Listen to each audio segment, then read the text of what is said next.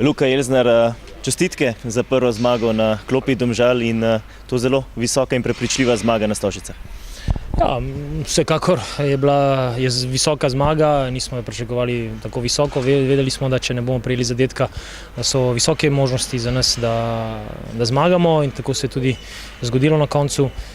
Hkrati pa ostajamo skromni, je bilo veliko situacij za Olimpijo, kjer bi lahko se vrnila v tekmo, govorim mogoče v zadnjih 10 minutah v prvem polčasu, kjer smo začeli malce škripati, pa smo ostali vseeno nedotaknjeni in neranjeni in iz nekega protinapada potem damo na visokih 3:0.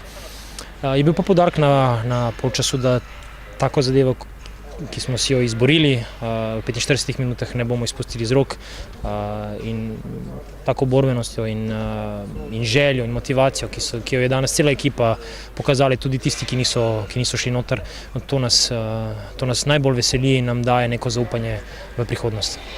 Pred prvo tekmo je bil poudarek na obrambi, sedaj je bil poudarek v napadu in takoj 3 goli, tudi iz prekinitev ste bili zelo nevarni, tudi dosegli 2 gola po prekinitvi.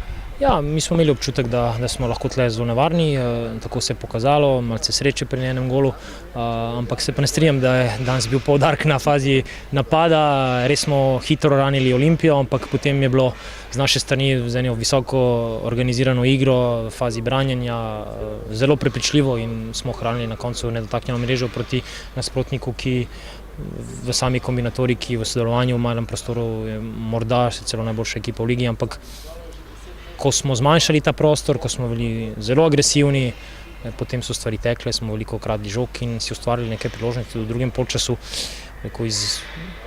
Iz nekega pomankanja posesti smo vseeno ustvarili 3-4 situacije, ki bi lahko zadeli, pa potem res mirno dokončali tekmo. Ampak mislim, da je vsem igralcem danes lažje dihati in gremo v reprezentančno pavzo z nekim novim elanom, ki nam daje veliko zaupanja, res. Kakšni so pa vaši osebni občutki ob tej prvi zmagi v trenerskem poklicu?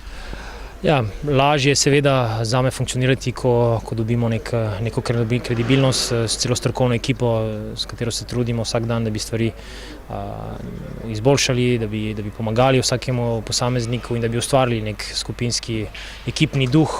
To nam počasi očitno ratuje, ampak to nam dejansko največ nam pomenijo zmage in pike in take zmage dajo veliko podporo temu, kar delamo. In tlele bomo iskali tudi nadaljevanje našega dela. Odmor bo prišel zelo prav. Odmor pride prav, vsekakor bomo zdaj lahko nadaljevali neke zamisli, veliko bolje delali na tej organizaciji igre, morda že razmišljali o nekem bolj agresivnem pristopu na nasprotnikovo polovico, so pa stvari, ki se delajo počasi in nam ta pavza res prav pride. Najlepša hvala, srečno. Hvala.